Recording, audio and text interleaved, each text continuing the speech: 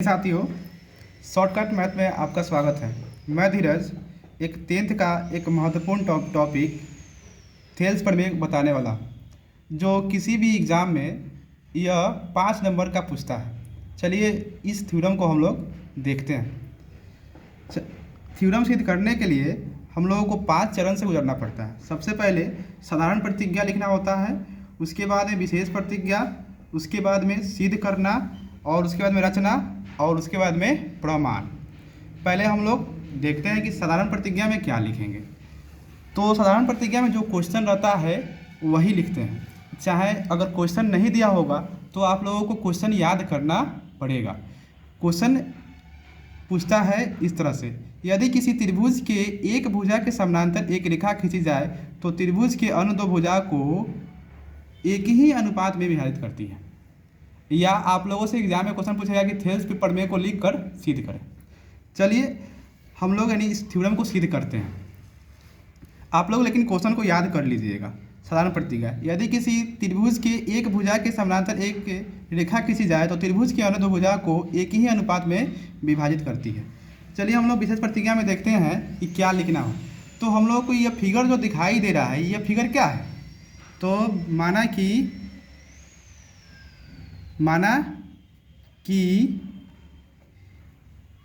A B C एक त्रिभुज है जिसके एक भुजा किसके समानांतर खींच रहे हैं हम लोग? BC के समानांतर खींच रहे हैं। जिसके एक भुजा BC के समानांतर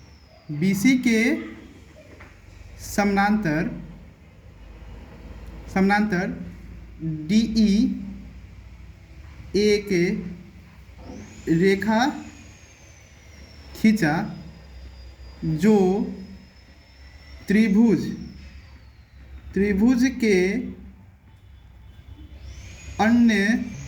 त्रिभुज के अन्य दो भुजा AB तथा AC को D और E बिंदु पर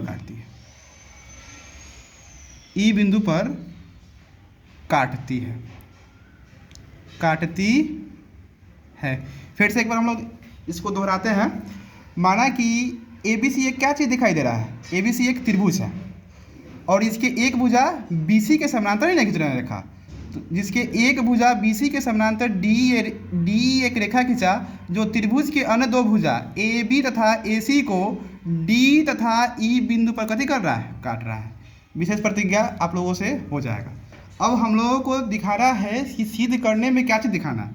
हम लोग को सिद्ध करना है AD बटा BD और AE बटा EC। AD बटा BD बराबर AE बटा EC। क्या करना है हम लोगों को? सिद्ध क्या करना है? AD बटा BD और AE बटा EC, यही सिद्ध करना है। रचना में हम लोग फिगर में कुछ नहीं किए हुए हैं, तो रचना में हम लोग कुछ नहीं लिखे, इसको कथी कर देंगे? काट देंगे। चाहे इसमें हम लिख देंगे नहीं, हो सकता है। अब हम लोग प्रमाण में आते हैं। प्रमाण में क्या लिखना है उसको देखते हैं। तो देख रहे हैं कि इसमें क्या त्रिभुज बन रहा है? 2 त्रिभुज बन रहा है। और हम लोग 9th क्लास में पढ़े होंगे संगत कोण और उभयनिष्ठ कोण के बारे में। तो कोण एक जो है कोण 4 के बराबर है। चलिए हम लोग चलते हैं प्रमाण में क्या लिखेंगे। तो पहले हम लोग सबसे पहले लिखेंगे त्रिभुज ABC तथा त्रिभुज ADE में। और हमको सबसे पहले क्या दिखाना है कि त्रिभुज ABC और त्रिभुज ADE समरूप हो जाए सभी अंगों से, तब जाके इसको हम लोग कथी बोलेंगे? समरूप बोलेंगे। तो सबसे पहले हम लोग देखते हैं कि कोण 4 के बराबर है। किस कोण से है? संगत कोण से। किस कोण से? संगत कोण से। और कोण 3 कोण 5 के बराबर है। किस कोण से? संगत कोण से, संगत कोण से। और कोण एक छोटे वाला त्रिभुज में भी है और कोण एक बड़ा वाला भी त्रिभुज में है। तो कोण एक बराबर कोण एक, दोनों में क्या है? उभयनिष्ठ है। क्या है? दोनों में उभयनिष्ठ है। चलिए, तो जब त्रिभुज के यानी तीनों कोण आपस में क्या हो गया? बराबर हो गया, तो त्रिभुज यह क्या हो गया? समकोणिक हो गए। क्या कहलाएंगे? यह त्रिभुज समकोणिक कहलाएंगे। क्या कहलाएंगे? समकोणिक, यानी सभी एंगल से बराबर समकोणिक हुए। तो हम लोग लिख सकते हैं त्रिभुज ABC समरूप त्रिभुज ADE।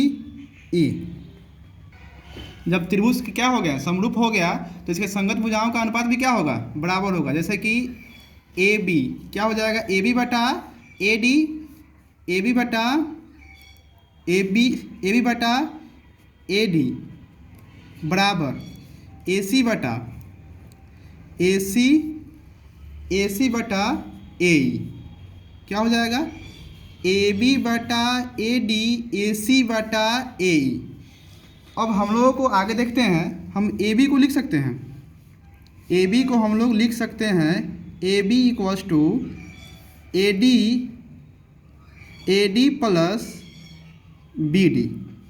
मतलब बड़का दूरी को लिख सकते हैं AB बराबर लिख सकते हैं AD प्लस BD, और AC को लिख सकते हैं AC बराबर AE प्लस EC। चलिए हम इसका मान पुट करते हैं। तो AB की जगह पर हटा के इतना रख सकते हैं AD प्लस BD, अब बटा क्या लिखेंगे? AD बराबर AC को लिख सकते हैं हम लोग AE, क्या? AE प्लस EC अब बटा AE। अब हम लोग पार्शियल भिन्न से इसको क्या करेंगे? अलग अलग लिखेंगे। AD बटा AD प्लस BD बटा AD बराबर AE बटा AE प्लस EC बटा AE। AE से AE कैंसिलेशन, AD से AD कैंसिलेशन, तो 1 प्लस क्या बचा?